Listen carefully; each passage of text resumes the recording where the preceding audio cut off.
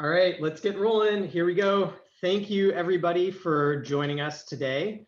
This is for the finalist demo day for the Hackster.io contest, Expand Your Senses, hosted by Neosensory and Edge Impulse. I'm Scott Novick, your co-founder and chief technology at Neosensory. I also need to give massive props to Jenny, who's on the stream with us, our developer advocate at Neosensory, who's run most of this contest and has done just an incredible job. For those who are just hearing about this contest for the first time, we've asked people to develop incredible sensory expanding applications using our Neosensory Buzz haptic wristband and marrying it with TinyML using the Edge Impulse embedded machine learning platform. And I want to say thank you to all the contestants. I know it's pretty much obligatory to say this, but it was really, really difficult narrowing this down to the 6 finalists who will be eligible for our $1,000 grand prize. We won't be announcing that today. We'll be announcing that next week on the 5th. But the purpose of today's demo day is to give our awesome superstar panel of judges the opportunity to poke and prod at your projects and allow you to demo your projects, you being the finalists, to the world. So without further ado, let me introduce you to our superstar judges. So first up, we have my fellow co-founder and CEO at Neosensory, Dr. David Eagleman. He is a neuroscientist and professor at Stanford as well. His research is published in the top journals in the field, including Science and Nature. Beyond his research and entrepreneurial endeavors, he's an internationally acclaimed best-selling author about the brain. His most recent book, Livewired, check it out. And he's also the creator and host of the PBS Emmy-nominated series, The Brain with Dr. David Eagleman. We also have with us here Zach Shelby, the CEO and co-founder of Edge Impulse. He is a serial entrepreneur, investor, and technologist in the embedded space with a passion for TinyML. He was the vice president of developers at ARM and is the co-founder and ex-CEO of the Microbit Foundation and SenseNode. We next up have Donna August, CEO and founder of Auguste Research Group. Donna is an engineer, data scientist, entrepreneur, and philanthropist who's the founder, I just said that, of Auguste Research Group. Auguste Research Group performs research involving sensors and actionable data and advocates for diversity in STEM education. We also have with us Luke Robert Mason, media producer and host of the Futures podcast, where he meets the pioneers working to imagine the sorts of developments that might dramatically alter what it means to be human. He has contributed to BBC One, BBC Radio, The Guardian, the list goes on, pretty much just about everywhere. Check it out. And then last up, we have Alex Gallo, superstar hardware hacker from now with officially, I think, lead hardware nerd at Hackster.io is your title. She's the Hackster team's resident hardware nerd, plays with music, robots, biohacking languages, and wearable tech. Also former artist in residence at Autodesk and previous board member of the hackerspace AHA and Noisebridge and denizen of Tech Shop. All right, so fantastic. We have with us here the 6 finalists from the contest. We're going to give everyone 10 minutes to present. Ideally, you should present a little bit less than that to give the judges an opportunity to poke and prod. Jenny will be keeping time. She will flail her arms wildly when your time is up, and we'll keep things moving. So without further ado, let's get started. First up, we have Buzzbeat. They are monitoring vital signs with a custom device streaming to Buzz. And let's get going. Hi, I'm Dishan Shah, and with Sachin, we have developed a solution that is unique in the sense that it measures a lot of features that you don't get to see in general measuring devices or oximeters. So it measures the pulse rate, it measures the oxygen levels of your blood, it measures the temperature value of your body, and the most important thing is that it measures the heart rate variability, which is not something that you can find in common devices.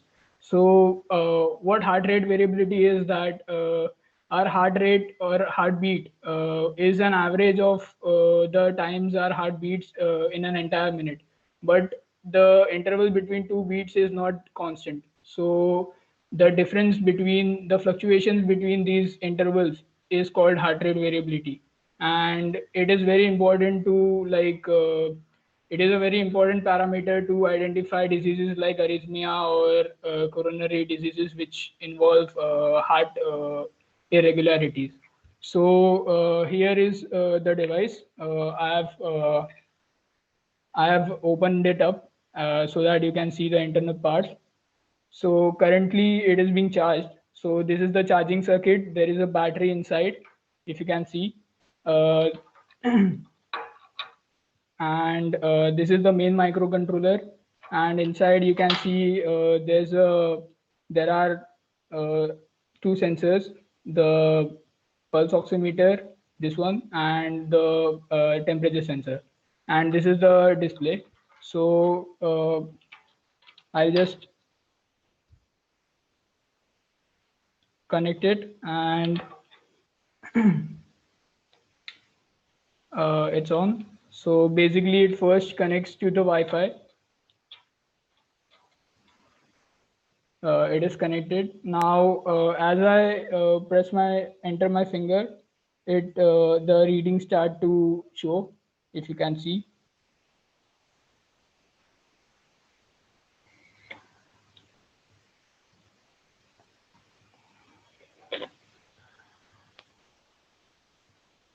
The all three readings are like visible.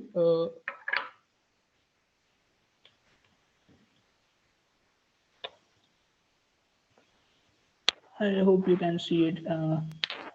For people who are not able to see, that is one of the So biggest reasons we are making this device. So what we have done this, the values right now in real time are being sent on an Heroku server hosted right now.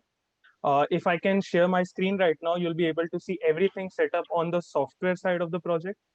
I'll just share my screen right now. Yeah. So basically, Can my everyone just device see? is sending all these variables and all this data to Sachin's mobile phone via Wi-Fi. So there is a Heroku server, a central server that is fetching all the data from my client device, and it is pushing all the data to the Buzzbeat software that Sachin has on his phone, and you will be able to see all the data coming up, and it'll be fed to the edge impulse models that we have trained, and you will be able to see in real time the models outcomes and predictions. So I'll just insert my finger, and you will be able to see all the values.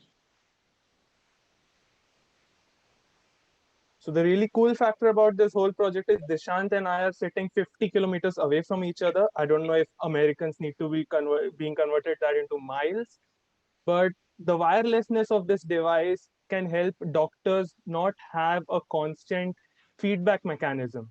If you can just pin me in your videos so you can see the app right now in its full glory. I'm just casted it on the screen. You can see all the various factors right now. Those factors are directly being mapped with a custom Stack Overflow blessed answer into my mobile phone with Java and Kotlin inside. The code is available on our GitHub repository. That mapping is done with 40 to 255 range for the Neosensory Buzz library. And as you can see on my hand right now, the buzz is being fed all four different values on four different minds. Now, the quick question that comes in with these minds is that a lot of times subtle changes are not noticeable. But sometimes doctors and physicians or nurses need to examine sudden increase in heart rate or SpO2 level, anything, such that the doctors can quickly act remotely, especially in conditions like this with the COVID-19 and the whole Corona lockdown thing. That is one of the biggest advantage of our device. Another important thing you might have sensed is the insight over here. That is nothing but the WebAssembly version of our Edge Impulse model. We have directly hosted it on the web so that it does not restrict the mobile phones or the Android phones to have resource restrictions. The model is trained on two parameters right now and deployed the low temperature one. If you can see properly, the temperature value right now is 28.0. Sorry for the watermark because I couldn't pay for the whole app software right now. But the 28 value is directly being shown as low temperature and the heart rate variability has not changed. Thus, the variability is low. That is the whole software side of the things. I would like Dishant to carry on the roadmap and how we plan to execute this further. So basically, these four parameters are currently being fed as signals to the edge impulse algorithm, and the algorithm senses the variations, and it gives out the values like if the temperature is low or the temperature is high, you have fever, your heart rate variability is high, or things like that, you have low SpO2. So basically, right now, what it is doing is classifying the values, the 4 vital signs. But what we are actually aiming to do is we want to combine these variations, these vital signs, and we want to find out symptoms. So basically, for example, arrhythmia, it is accompanied by a very high heart rate variability, and the heartbeat is also very high.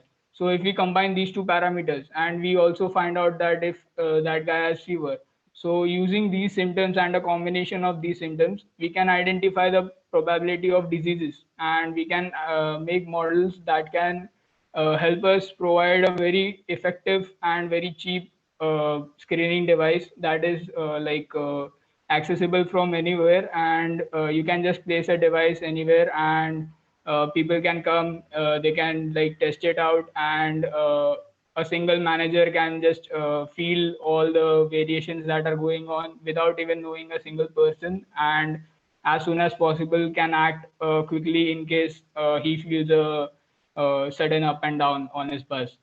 So that's the basic ideology, and like we would like to answer your questions now. Awesome. Thank you. Judges, you got questions? They've got answers. I have a Right. question. Go ahead, Oh. Alex. Yeah, Alex. Okay, cool. I noticed that this is a one-to-one device situation where the patient has, is interfacing with the device, and the caregiver has, a device of their own. It feels like many doctors, especially in this time, are taking care of many patients at a time. And I was wondering if you have plans for how to expand this kind of device so that you could monitor multiple patients at a time, besides just like wearing multiple ones of them. So your question is really understandable, and that was in our mind. However, for the prototyping stage, we couldn't show it. For that, the Buzz already has the feature of connecting to specific Buzz with its MAC ID, provided that we can have an interface and an online real-time database to connect with multiple reasons. The app is directly on Java platform and Kotlin, so it is really expandable, and all the data files coming in is with JSON value. So if it is JSON, you can just directly give an ID to each patient, and the doctors can just access it. So we have the plan of expanding it into multiple patients. Cool, thank you. And the device itself is very, very cheap. So like if there is a lot of traffic coming in, then that institution can employ multiple devices so that it can address the traffic completely.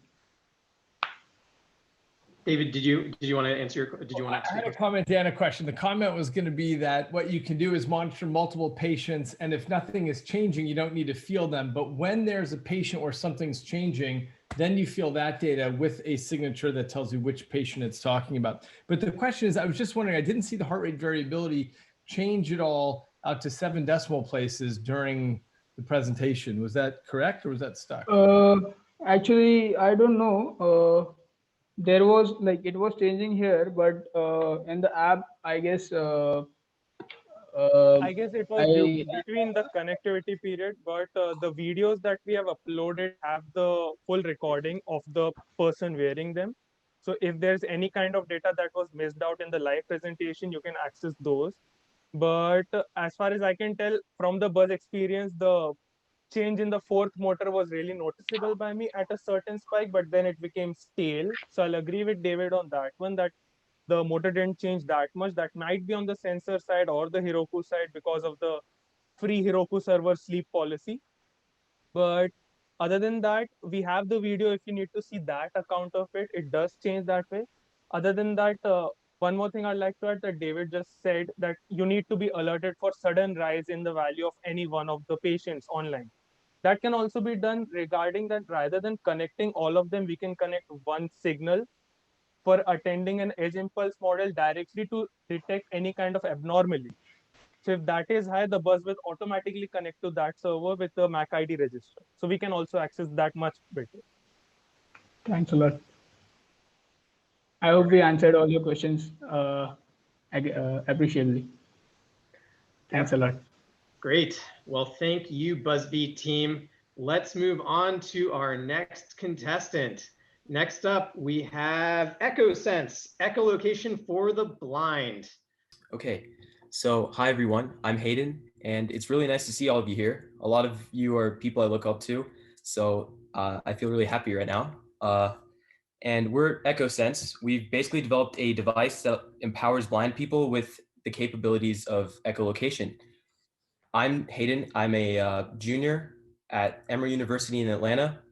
I'm a pre-medical student, and my partner is named Ryan. He's not here today, unfortunately, and he's a sophomore at the University of British Columbia studying computer science and mathematics. So thank you for this opportunity, and let's get started. So I want you to put yourself in these shoes. Pretend that you're blind. So if everyone could just close their eyes for a second and just picture what you see. And it's just complete darkness, right? Like, now imagine walking to your car downstairs or in your garage without ever opening your eyes. Doesn't that sound pretty difficult? You'd probably bump into a ton of things. You'd probably trip. You could hurt yourself.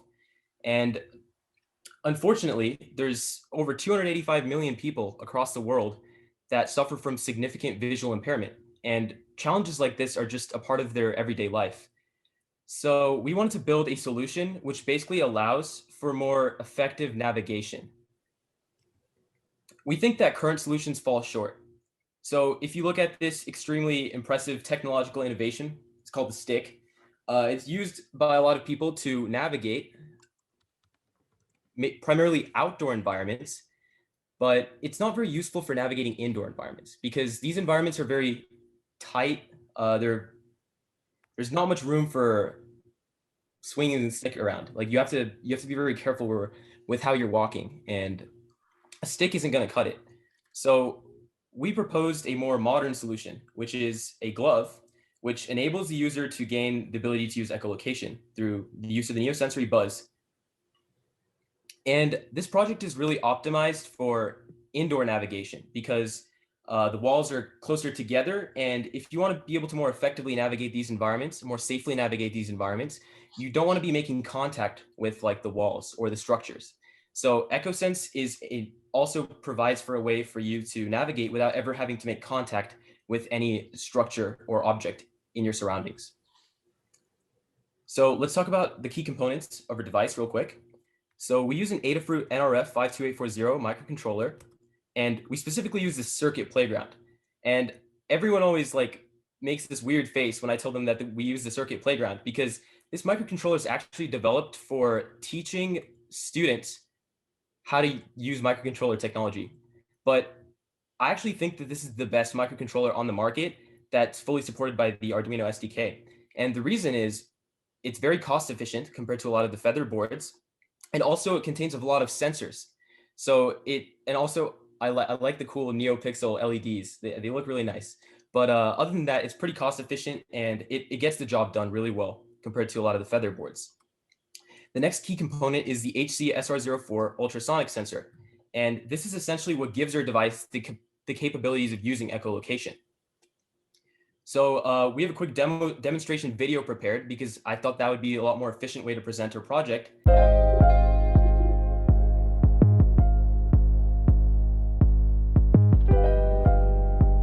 Hi, and thank you for joining us.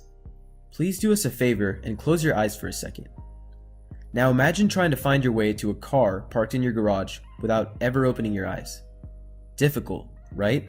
Well, for the nearly 285 million people across the globe who suffer from extreme visual impairment, of which an estimated 40 million are completely blind, challenges like this are a part of everyday life. For the Neosensory Developer Contest, we wanted to present an effective solution to this issue. But where do we start? For inspiration, we considered a little creature that uses a sense besides vision to navigate: the bat.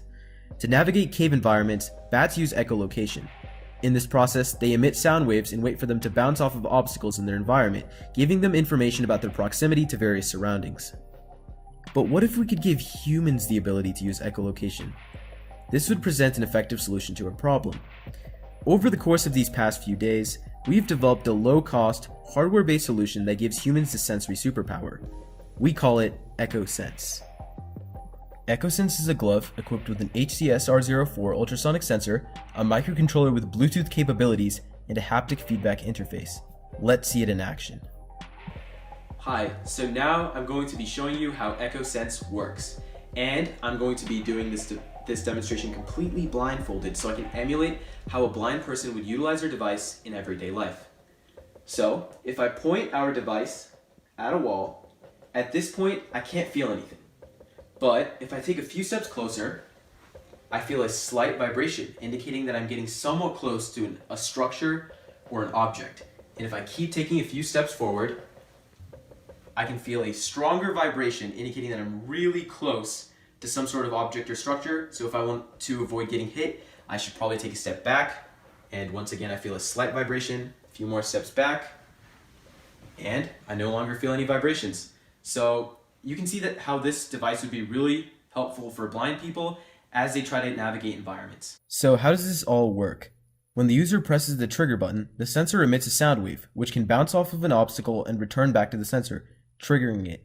By comparing the timestamps between when the sound wave was emitted and when it returns, and multiplying this by the speed of sound in air, we can derive a very accurate measurement about the distance to various objects in our environment. To communicate this distance to the user, the EchoSense's microcontroller chip uses Bluetooth to talk to a haptic feedback interface that allows the user to perceive this distance in a way that makes sense. We use the Neosensory Buzz haptic feedback device to accomplish this task. Based on the distance detected by the sensor, the motors on the haptic feedback device will vibrate at a different relative intensity. Thank you for checking out our project, and we really hope you enjoyed it. Now we're going to talk about how we integrated machine learning, specifically through Edge Impulse, to improve this project further. Now, what I'm going to be talking about in this section is experimental because there's still room for improvement, a lot of room for improvement, but this should provide a good roadmap as to how this project can be expanded in the future. So Edge Impulse is able to run on the OpenMV-Cam H7 Plus, which is this tiny little microcontroller about the size of maybe 2 of your fingers. And it can run image classification models at around 6 FPS.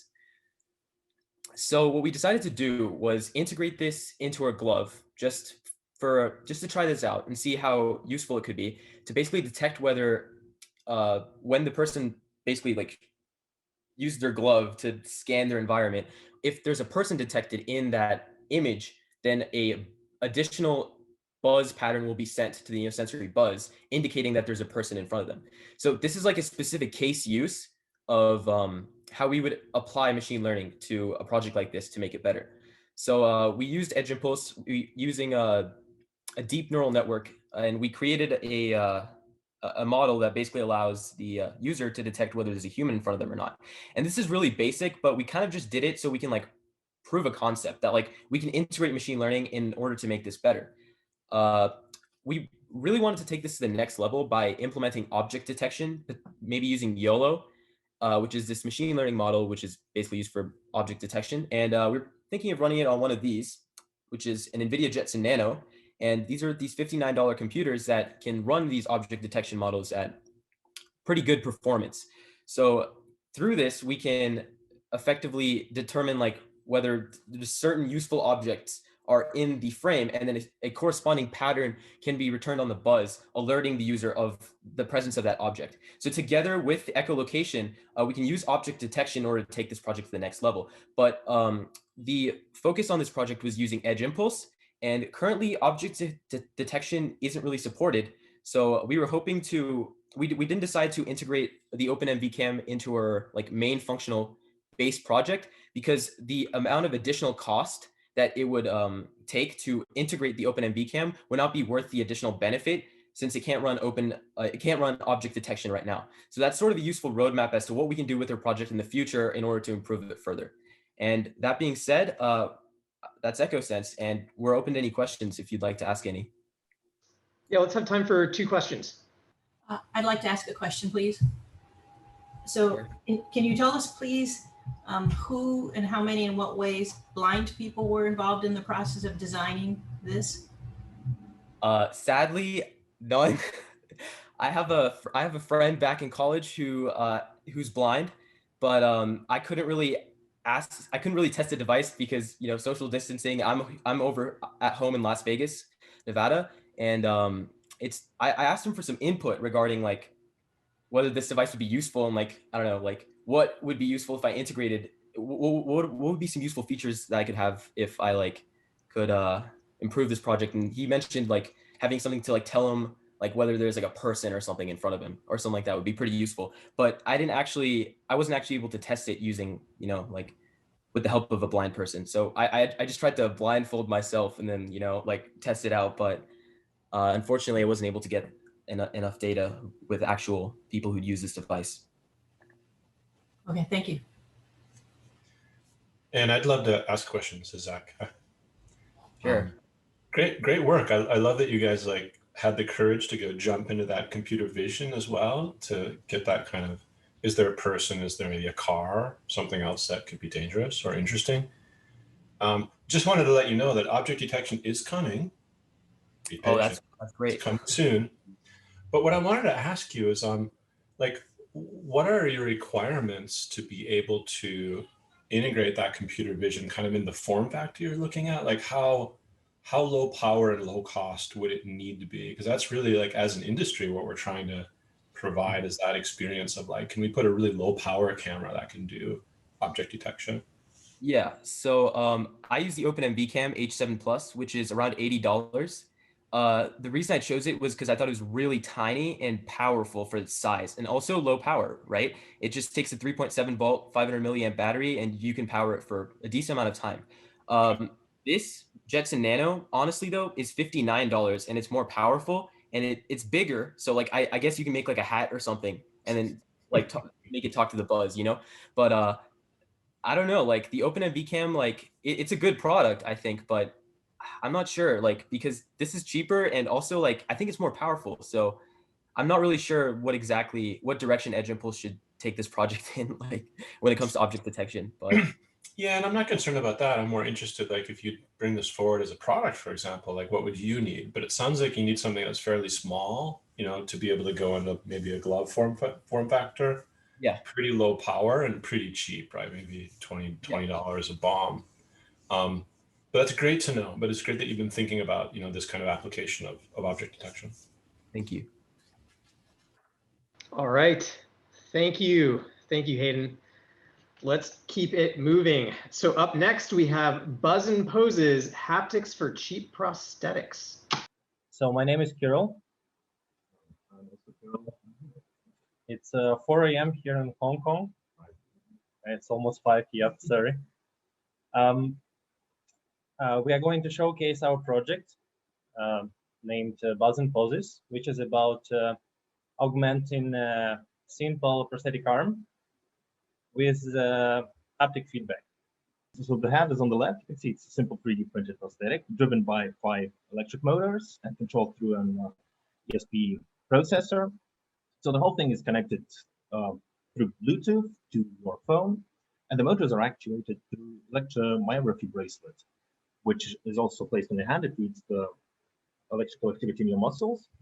So yeah, and this also project involves a Buzz bracelet for haptic feedback. All right, so maybe we can do a short demonstration of how the hand works. Well, yeah, sure. So here we have a small app that controls the hand. So I have both bracelets on my arm, myometry bracelet and Neosensory Buzz. So for just a couple of gestures, I can show you that the hand on the video contracts according to my gesture on the hand. And the buzz vibrates the way it's supposed to vibrate, as in according to the configured gestures. As I contract my hand, the prosthetic arm contracts as well. As I do different gesture, it follows my arm, and also can follow the touch controls on the screen of the phone we're doing right now. And also the buzz, as I said, you cannot see, you cannot even hear, but it vibrates. But how does it vibrate? So we had several ideas, and several of them are implemented. And the very first one is a kind of naive one. So each buzz motor is mapped to a finger, to a degree of finger bending. So the more contracted the finger is, the more intense the buzz vibrates, the corresponding motor on the buzz. So in a sense, it's kind of mapping the strain of your actual muscle to the buzz motor intensity. However, we think it's not so naive, because haptic feedback over actuators actually reinforces the natural proprioception. And on this slide, like for example, we can look into the movement of the thumb, and it's controlled by several muscles inside our forearm. And if we properly position the corresponding motor of the buzz over the muscle that controls the thumb, we can reinforce and enhance proprioception by vibration of the arm, of the band, sorry.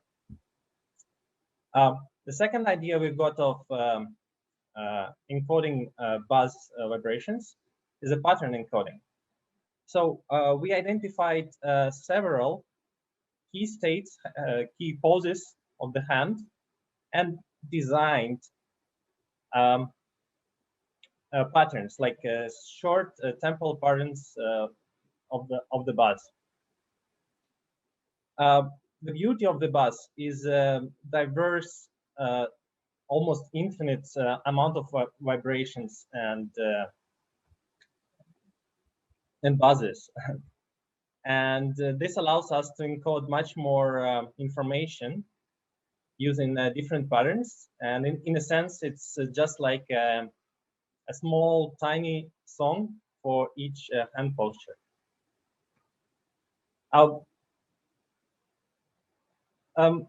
Generally speaking, pattern encoding is very flexible, because for some gestures which are very similar, for example, lateral grasp and tripod grasp, a naive encoding will produce almost indistinguishable, almost same vibrations.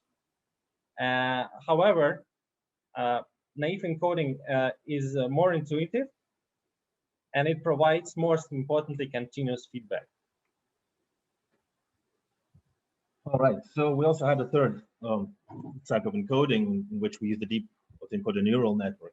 Essentially, it's a neural network which takes the positions of all 5 fingers, including the 2 pressure sensors we also have on our index finger and the palm.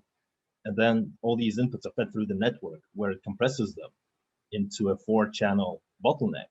And then it tries to reconstruct the exact same output. So the network actually must learn how to decode the 4 buzzes out into the original signal. So that's why we think this approach should work when you're wearing a buzz bracelet, and then your brain represents the decoding part of the network. So essentially, here's what it looks in action. This might be a bit overwhelming, but that's the only way we thought of how to demonstrate how it works. So the top row is just the raw data, which is being fed into the encoder network. So you see 5 fingers and 2 pressure sensors, and then we have the 4 encodings.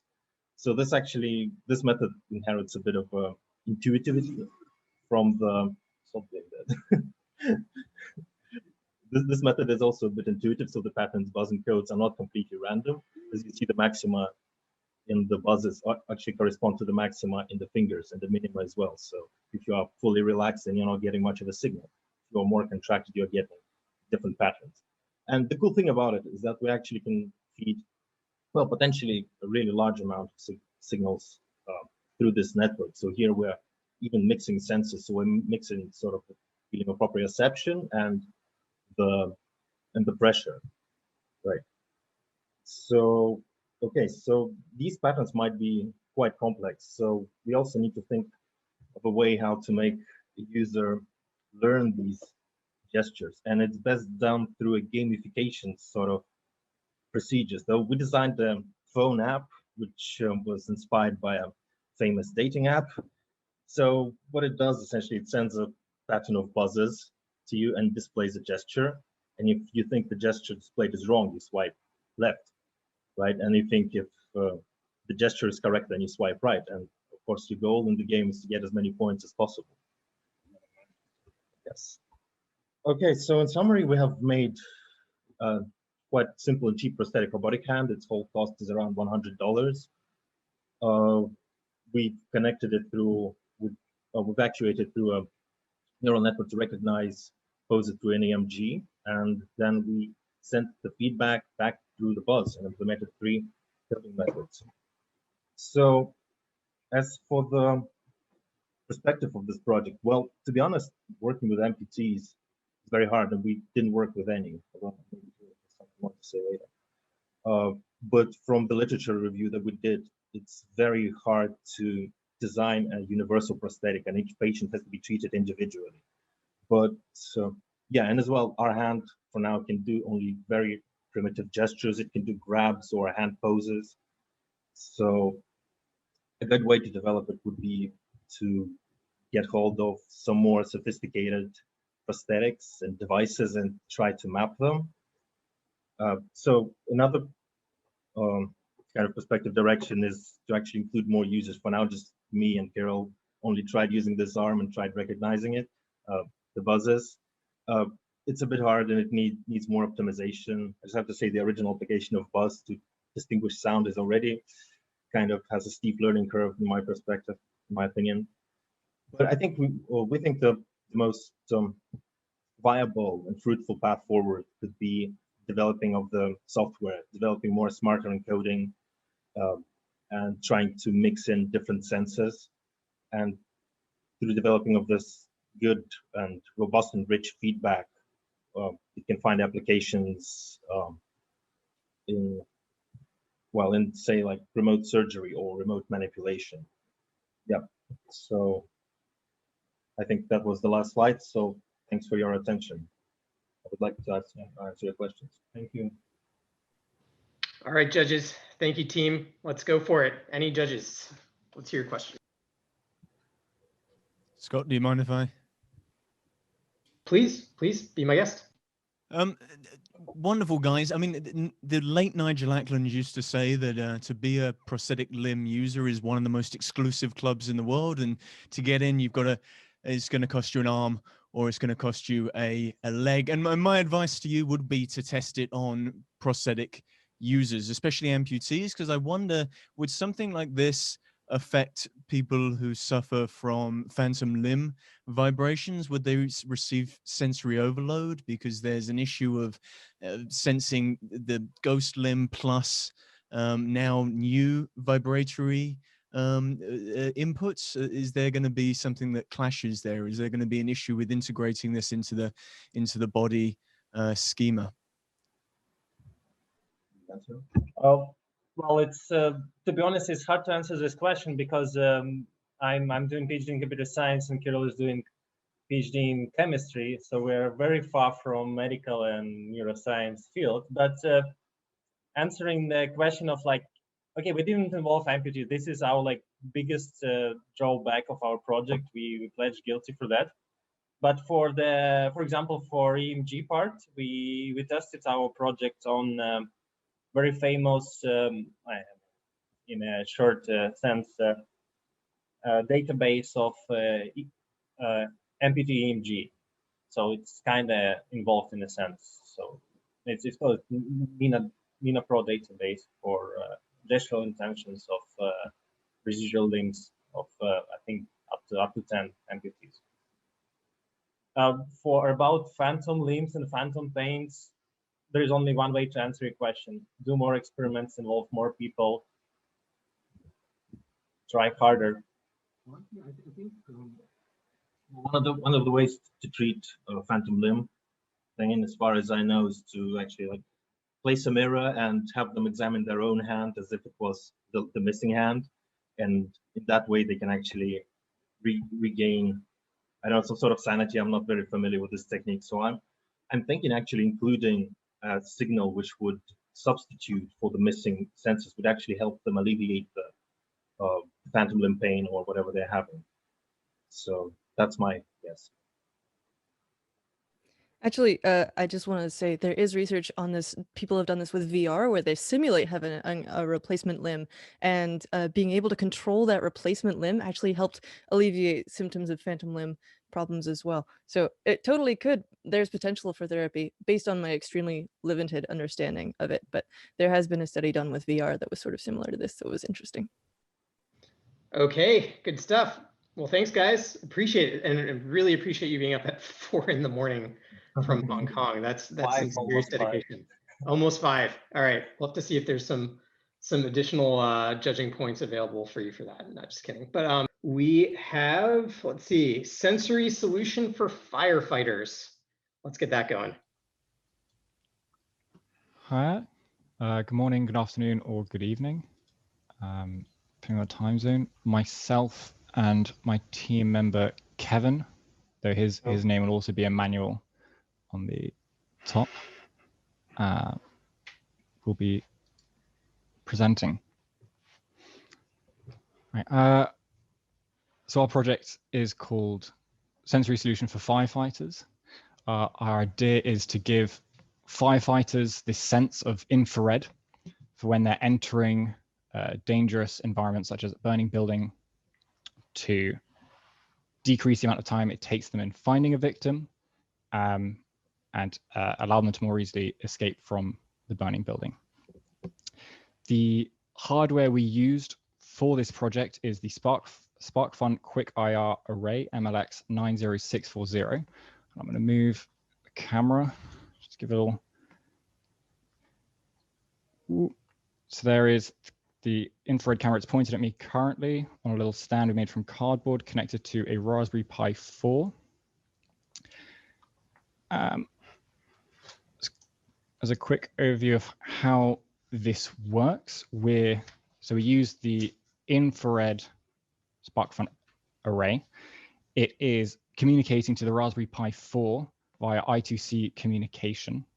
We are using the Adafruit MLX library and matplotlib to convert the temperature array into a image represented using an RGB scale.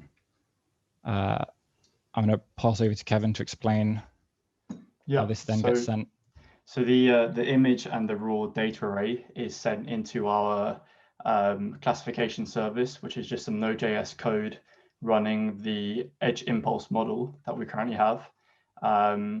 The edge impulse model was trained using about 200 photos that we took with the infrared camera. And we've trained a model to work out whether there is or isn't a person in frame.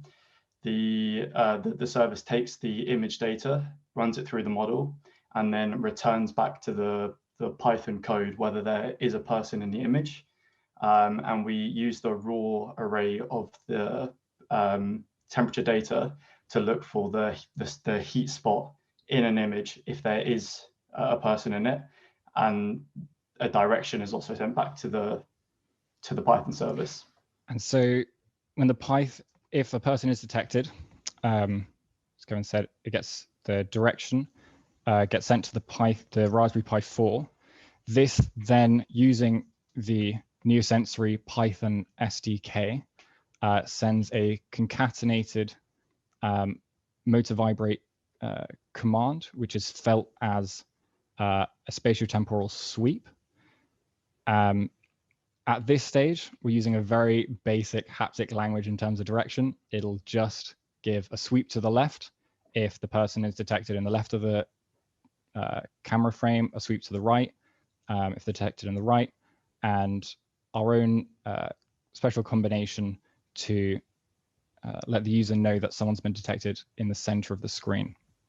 To give a demonstration of this, I'm going to share my screen. So here is the Node.js running locally. I am currently VNC'd into the Raspberry Pi. This is the Python code. I am sitting directly in front of the infrared camera. So if I run it, better turn the buzz on first. So found a buzz. So you should see on the left, let's try that again.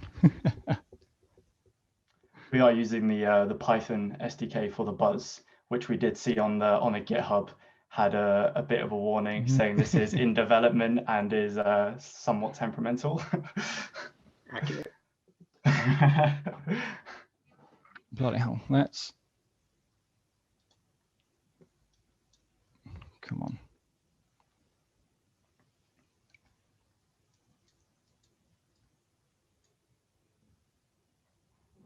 Connecting IT device, perhaps something's wrong with the wires.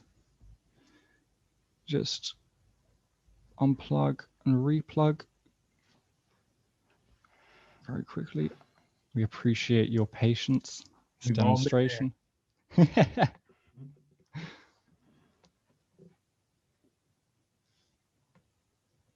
Okay, yeah. Oh. Address found. Okay, sorry, I wish we'd prepared a video demonstration that's working.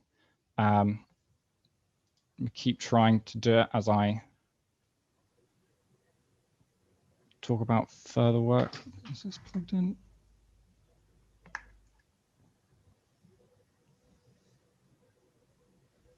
Hey. Okay. Oh.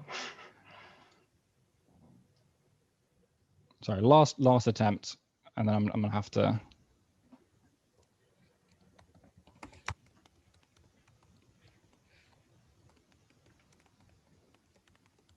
Okay. Apologies, ladies and gentlemen. Keep trying. So what you can see on the left-hand side of Manny's screen, though, is you may have seen on the Python code, it did connect very briefly, and I think we got one frame out of the camera, which isn't ideal. But you can see on the left-hand side, so that's the Node.js service using the WebAssembly model, and you can see the two labels that have come out there. With Manny sitting directly in front of the camera at the time, it was confident that there was a person in front of the camera, and that information would have been sent back to the Python service with the direction. I think Manny's just trying to get it working again. I've changed the wires around just in case it was one of them. This is the last attempt. Connect.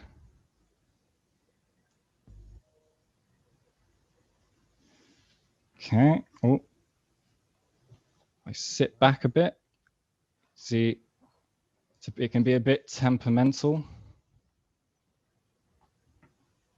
Can you see me?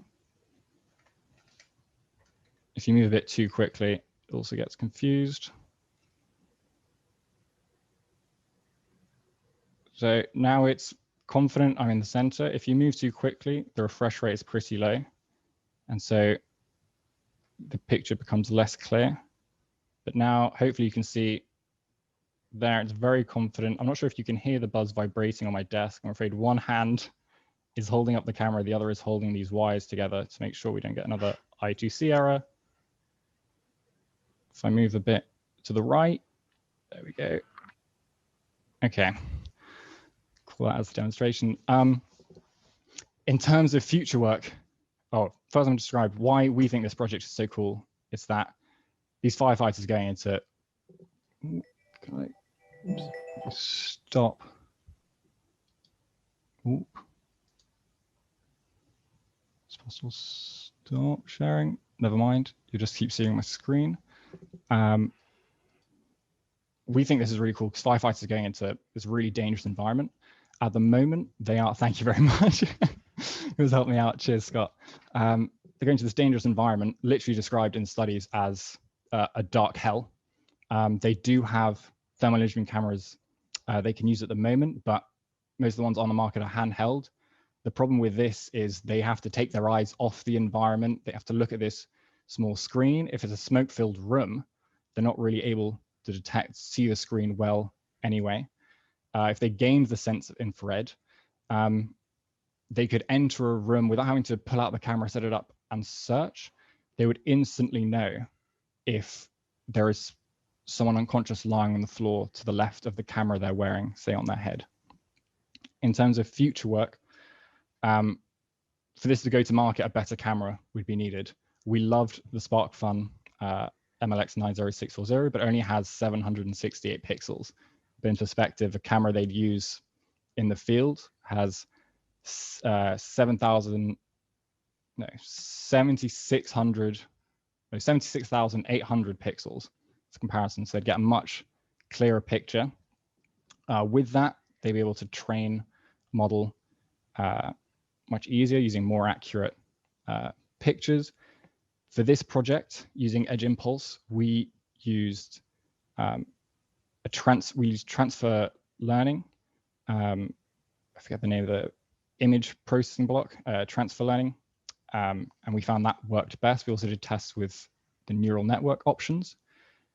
For the future model, we feel it would need to, in training, useful output would be being able to detect multiple people. The model would be able to say where they are. At the moment, we're using the infrared, the temperature array itself to check if a person is detected where in the image they are, using an average of values either on the left, center, or right. With a more sophisticated model, we feel a more sophisticated haptic language would also need to be produced. At this stage, our language is very simple, just left, right, center. But as the model was able to better detect a person, say if they were at the top left, it could also use kind of the size of the person to say distance. And so with that, you could not only have the X coordinate, Y coordinate, where they are in the image, also kind of how far they are from the wearer. And for future work as well, the Buzz has been great for this, but potentially for firefighters, we could even think of using multiple, such like a sleeve, or even go back to one of the earlier interpretations, the vest that Eagleman and Novich first created in the legendary TED Talk, because one thing is the firefighters won't be self-conscious about being out seen in a vest. They're under a lot of protective equipment, and the larger the array, the more sophisticated the haptic language could become in its patterns of spatiotemporal sweeps. And other things that could potentially be described to the firefighter are points of danger. And then just, to mix it in, another sense that could be added to the project overall is some navigation, just like so that they could more easily kind of keep track of where they are if they found themselves in the dark. Thank you very much for listening, and we welcome any questions. All right, thanks guys. All right, judges, what you got? I have a quick question. Can I jump in? Okay, so just a quick question. Were any firefighters or former firefighters involved in the process? I'm afraid not. That's a very, very justified and right question. At this stage, we haven't done any tests with firefighters. We're in a national lockdown. I'm afraid we weren't able to get out and meet anyone.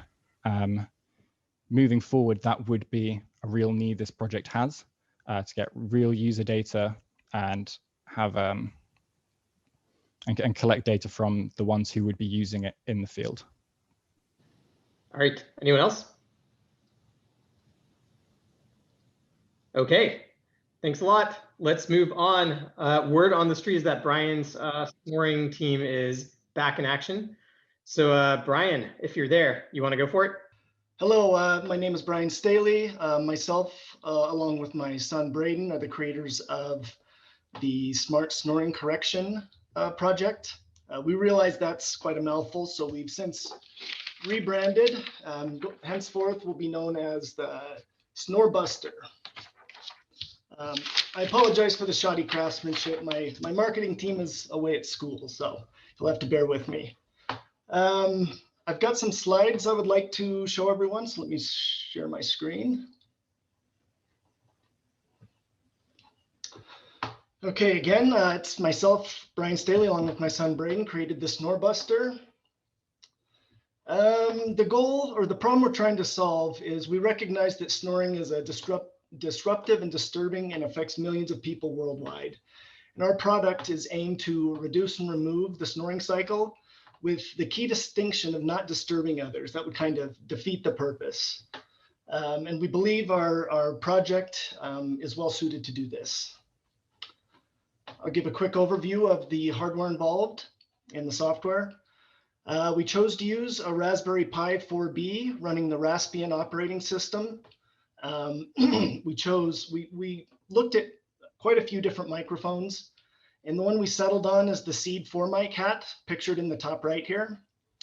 And the reason we chose this microphone is for a couple reasons. It produces fantastic quality audio, as well as it has the inherent ability to produce audio at 16 kilohertz, which is a lower sample rate.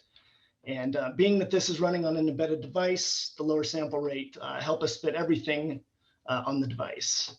And of course, the Buzz bracelet, which was an ideal bracelet based on the fact that it can notify the wearer or signal the wearer without disturbing anybody around. Software, there's three main components. The software component that was developed for this project we call SoundScene.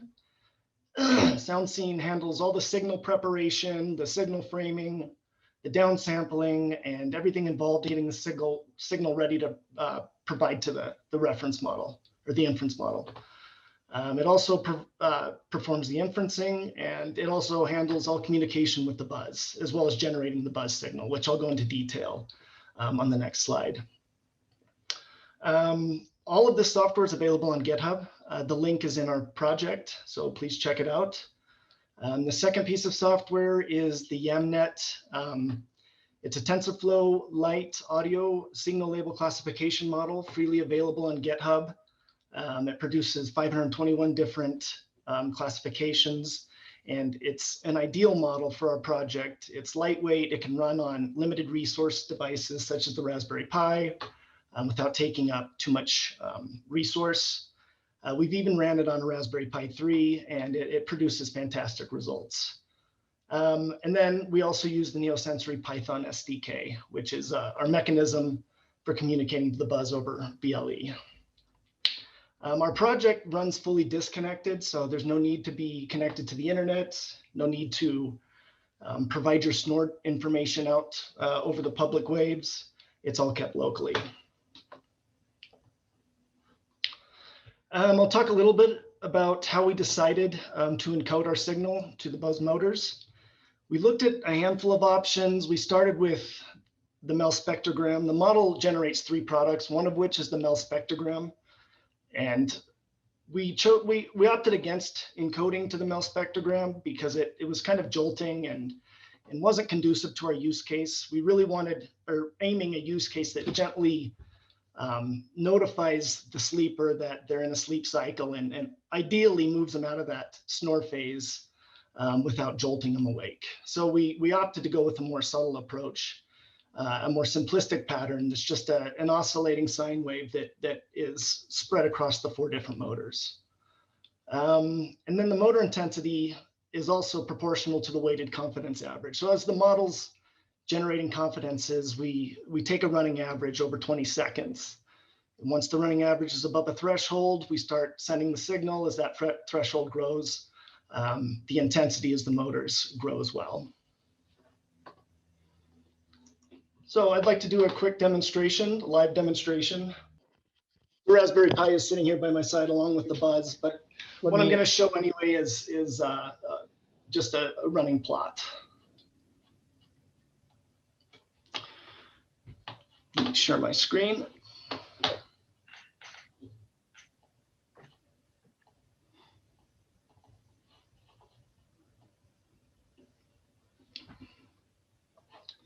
Okay, can everyone see my screen?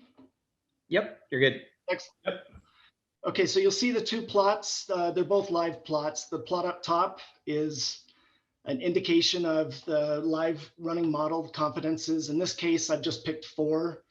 You'll see speech confidence is pegged. But as we run through the demonstration, you'll see the snoring confidence grow. And then on the bottom plot, it shows the corresponding buzz motor intensities or the information that's being actively sent to the buzz. I'm not going to try and fake a snore, so we're just going to go to freesound.org and run one of the free samples.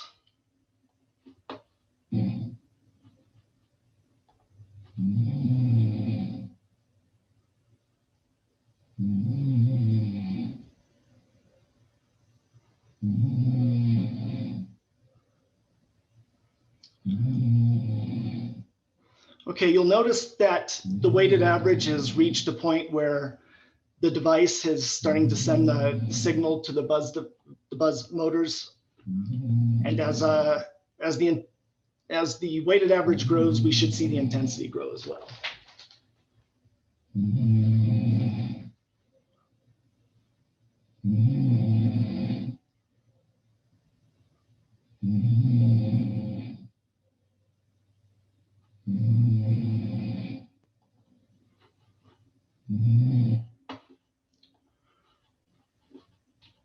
And then as the weighted average decreases, eventually it'll go below the threshold, and then that signal will stop being sent to the buzz device. And this has happened. Jump back over to my slides. We did run a quick test. I ran out of time before the project was due, but we did pull 2 nights of data that I'd like to share with the panel. The data on the left represents our baseline. This was snoring recorded without the buzz being worn by the test subject.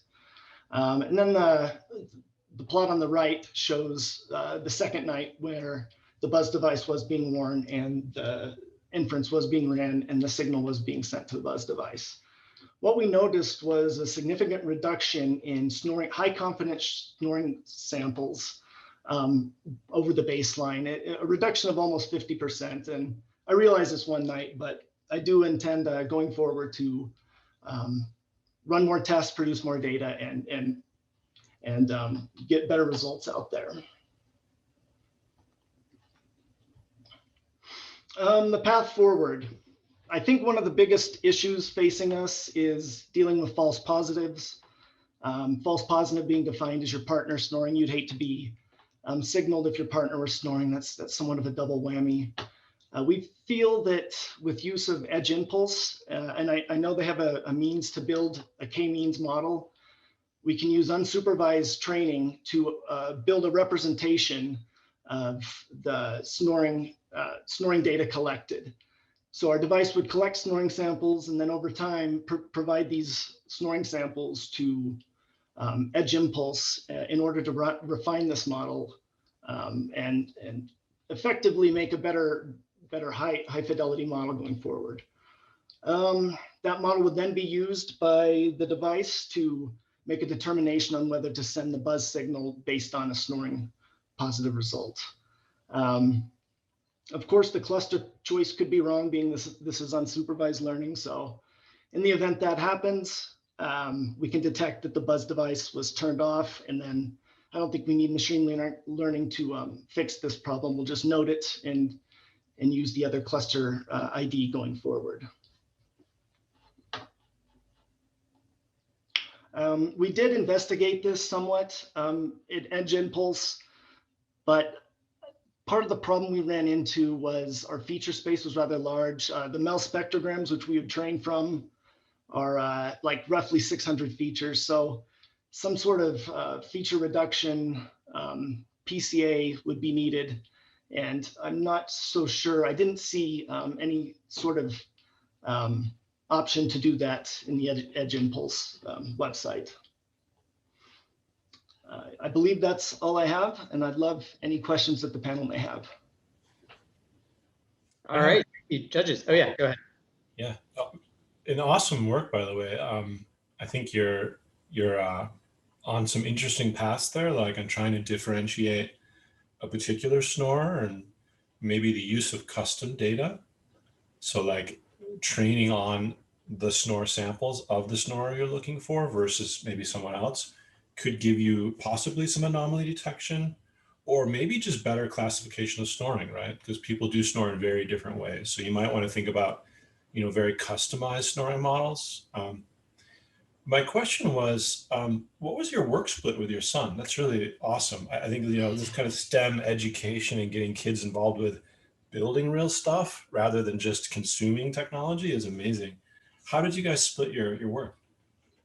Yeah, no, my son's pretty young. He's 12 years old, so he's not real well versed in any particular language, but he did build the actual plot and the Boca web application that I displayed. So along with my help, but that's his main involvement was on the display side. Awesome. No, that's great. And when you worked with the machine learning model that you've employed right now, is that just an off-the-shelf model, or did you end up having to do some custom training yourself as well? Yeah, no, good question. The model that we use is called YAMNet, and it's an off-the-shelf, freely available model produced off the YouTube corpus, millions and millions of audio samples. It's got 521 different classifications. Fantastic results. There's a whole GitHub page on it, but it's a TensorFlow Lite model, and it fit the bill perfect. And it has a snore classification already that you used for this. Okay, awesome. Yep. The snore class was just one of 521 different classifications. Cool. Thank you. Absolutely. Any other judges? I have a question. A comment and a question. First comment, I'm really pleased that an actual snoring person was a part of the process of design and development. I think that's really important in general, so I'm glad of that. My question for you is about sleep apnea and whether or not you see a role for this kind of approach that you've taken in supporting and working with people who are dealing with sleep apnea. Absolutely. I think that's one of the goals of this project was not only to help your partner sleep, and that's my selfish goal, but also the health benefits. We know there's health risks involved in deep snoring, and sleep apnea is one of them. I don't pretend to be a medical professional, but I do think that there's probably application along those lines. All right. Thank you. Thanks, Brian. Thanks to your team. We got one project left. It's actually from, I believe, the same team that presented the blind navigation glove, but they also did an awesome job with their Sensei Glove project, which they are going to demo right now. So Hayden, is that you or Ryan? It's going to be me. Ryan's in class right now. Okay. Actually, I'm supposed to be in class right now too, but it's fine. Yeah, so I'll get started. So can everyone see the screen and hear me okay? Yes. Great. All right, so we're Sensei Glove, and basically our project involves adding sensory perception to any prosthetic arm.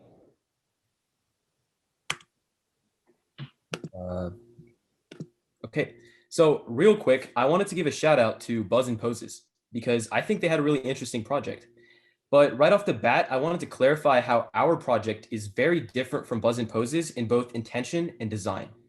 While Buzz and Poses was focused on integrating a lot of these novel technologies like the myoband, our team decided to structure our project around one core concept, marketability. So we wanted to build something that Neosensory could actually take to market. And in order to do this, there were a few design parameters that we had to get right. The first was we had to create a device that was low cost and accessible, so people could actually start using this in large quantities. Next, we had to limit external dependencies. For example, the myoband used for proprioception, it's actually not being produced anymore by Thalamic Labs, right? So it doesn't make sense to integrate this in our project since we won't be able to sell it because it's the key component is no longer being sold. So we basically want to focus on marketability, and let's talk about how we decided to focus on marketability. I want you to consider that prosthetics are expensive investments, right? Imagine that you're a person with a prosthetic arm. These things are very expensive. You've probably invested between $20,000 to $100,000 on a functional and cosmetic medical grade prosthetic arm. They're like super expensive trucks, but they're on your arm. And the big question is, would you pay an additional $20,000 to $100,000 for an entirely new prosthetic arm if it gave you sensory capabilities through haptic feedback? Well, the answer is pretty obvious. It's no. because you've already invested so much money into this prosthetic arm that's fully functional, and you wouldn't want to spend another 20 to 100K just to buy a new one that gives you sensory capabilities, right? So instead, our solution doesn't sell the consumer a prosthetic arm. Rather, we just sell them a low-cost accessory that goes on top of the prosthetic arm that suddenly gives them sensory capabilities. And this is a great approach to targeting this issue because we're presenting a low-cost issue or a low-cost solution that's also accessible to people and doesn't require them to reinvest money that they've already spent on a very functional prosthetic arm. And this is Sensei Glove, the GIF over here. And let's talk about some of the advantages. With Sensei Glove, we want to leave the prosthetic arm design and functionality to the prosthetic arm companies. Let's leave all that to the prosthetic arm companies and instead focus on what Neosensory is best at. And Neosensory is best at sensory substitution. So we need to take maximal advantage of the Neosensory Buzz's capabilities when designing our project. Our resulting project is compatible with virtually any prosthetic arm on the market, maybe except for this like hook prosthetic arm. I don't know, but anything else would work with their device. Next, our device is extremely low cost. We built the prototype for just about $28 US, and this is not including the Buzz, of course. And we structured this around the Adafruit Circuit Playground microcontroller. And I'm telling you guys, once again, if you're not using this microcontroller in your project, you're really missing out because I think it has a slew of benefits that the Feather really lacks for a cheaper price. So that's another reason we integrated this. Additionally, it contains built-in capacitive touch sensors in the GPIO pins, which is basically what our project is dependent on. Additionally, our project is very low power. You can power this thing for a very long time with a battery that's half the size of your pinky. We actually use a battery that's used in model aircraft. It's an E-flite battery.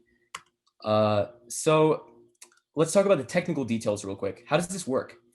Essentially, there's capacitive touch sensors built into the GPIO pins of the microcontroller. And this is very cost efficient because we don't need any additional capacitive touch sensors, and we can just use the ones built into the microcontroller. So it saves a lot of money.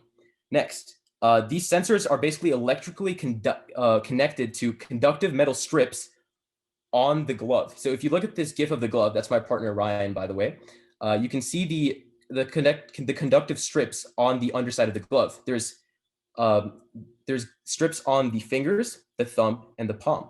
And what we did is we decided to split these into 4 distinct groups because there are 4 linear resonance actuators on the Neosensory Buzz. So essentially, each one of these groups would send a signal to a corresponding linear resonance actuator on the Buzz.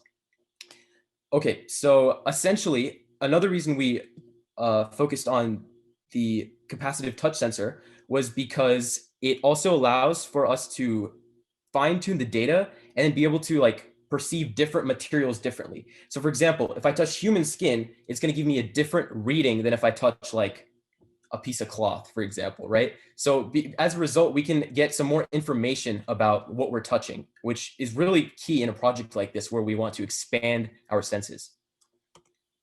Next, we wanted to take this project to the next level with machine learning. So we utilized Edge Impulse's platform pretty creatively, I think, in order to do this.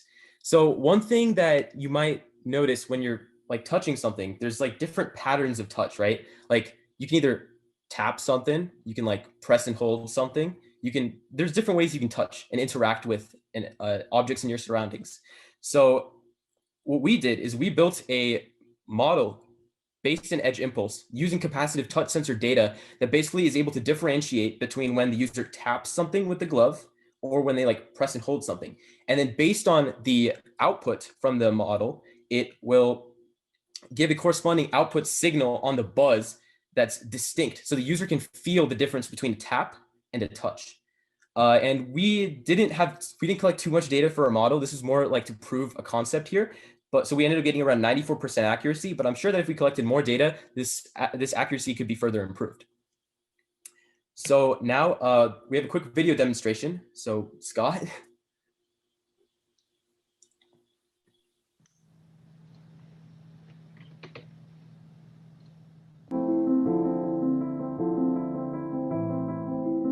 An estimated 2 million people in the US alone lack a limb or part of a limb. While prosthetic arm technologies have been getting more advanced in terms of motor control, adding sensory input to these arms has always been extremely expensive and inaccessible. In fact, these cool prosthetic arms that you're looking at right now with these capabilities can cost upwards of $100,000. Our device, Sensei Glove, is a low-cost, accessible, and more importantly, marketable solution to this issue. Consider the following. A large number of people who need a prosthetic arm have already invested in one, and these are by no means cheap. If you try to sell them an entirely new expensive prosthetic arm with sensory capabilities, chances are that the overwhelming majority won't buy it. However, if you sell them a significantly less expensive accessory for their prosthetic arm, say a glove that gives them sensory capabilities, this would significantly reduce costs for them, making them way more likely to purchase it. Our solution, Sensei Glove, is not a new prosthetic arm itself, because this isn't marketable and is often too expensive. It won't work. Rather, it is a glove compatible with virtually any existing prosthetic arm on the market. Furthermore, Sensei Glove is an affordable, power-efficient, and scientifically validated solution. Now, the exciting stuff. Let's take a look at the Sensei Glove in action. The device itself is powered by a super small 3.7 volt, 150 milliamp lithium ion battery and runs at an astonishingly low power of 0.5 watt hours. Sensei Glove's UI is simple and intuitive. Simply press the power button on the Neosensory Buzz and the Sensei Glove will automatically pair and flash green twice upon connecting to the Buzz. The device will flash red twice when disconnected. So how does it all work? Using data from capacitive touch sensors built into our glove, the microcontroller core can determine whether the sensors, and consequently the glove, are in contact with the material. We've collected data and fine-tuned these sensors to specifically pick up values corresponding to human touch. Based on the location of the sensor on the hand, whether it's the fingers, thumb, or palm, a corresponding linear resonance actuator will vibrate and allow for perception of touch in a variety of regions in the prosthetic arm. There's a total of 4 of these linear resonance actuators in the Neosensory Buzz. Since it'll be difficult to let you feel the corresponding vibrations, we've made an LED visualization built in corresponding to the firing of different linear resonance actuators.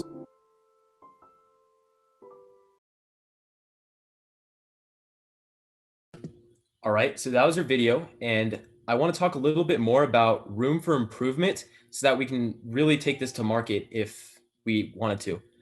So I'm going to screen share again real quick. Yeah, so essentially we have integrated capacitive touch sensors, but what about like pressure? So we were thinking of also integrating force sensitive resistors into the glove so we can get an additional channel of sensory input, right? The reason we didn't do this was because, I mean, we're college students and we already spent a bunch of money on our past project, so we kind of had to keep costs low for this one. But I think that if we combine data from both force sensitive resistors and the capacitive touch sensors, and then use edge impulse in order to collect some more data, I think we could really take this project to the next level. So yeah, that's basically our entire project. And thanks for checking it out. All right, thank you. And that is our last project. So judges, what you got? And let's call it a day.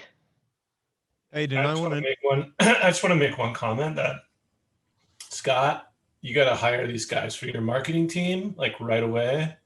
They're rocking it. But no, I think you're in the right direction for improvement. Like, how can you get more sophisticated with your haptic feedback and analyzing what that is? I think that's a really interesting direction. And yeah, doing this in the way that's affordable, especially in developing countries where there might be very simplistic prosthetic arms. Like you might be talking about somebody who has a wooden or a fixed plastic arm, right? Being able to understand a little bit about what they're maybe touching up against could possibly make those arms a lot more useful. So super interesting and good intention there to keep it cheap. And you can get the BOM way cheaper still, right? You're talking about off-the-shelf components. If you start optimizing with like the new Raspberry Pi Pico 2040 part, it's like $1. And you make a custom board, right, and a custom glove, you can even get cheaper. So a lot of interesting possibilities. So thanks, guys. A quick question for you, Hayden. Can you hear me all right? Yes. Okay, were any folks who actually personally use prosthetic limbs a part of this process? Unfortunately not. I don't know anyone with a prosthetic arm personally, so it's difficult to collect data with that, but thanks for asking. Oh, yeah. All right. Let's call it a day. Thank you, contestants. That was awesome. Thank you for all your awesome projects. Let me also give the judges a quick thank you for taking the time out of their very busy days for hopping on here. Really appreciate it. And last, I just want to quickly thank the Neosensory team, Jenny and others, and the Edge Impulse team, Adam, Zach, and others who helped out with the whole contest. And also especially our developers in both the Edge Impulse and Neosensory communities, some of whom contributed some of the SDK libraries that you use for your projects. Amazing. So thank you, everyone.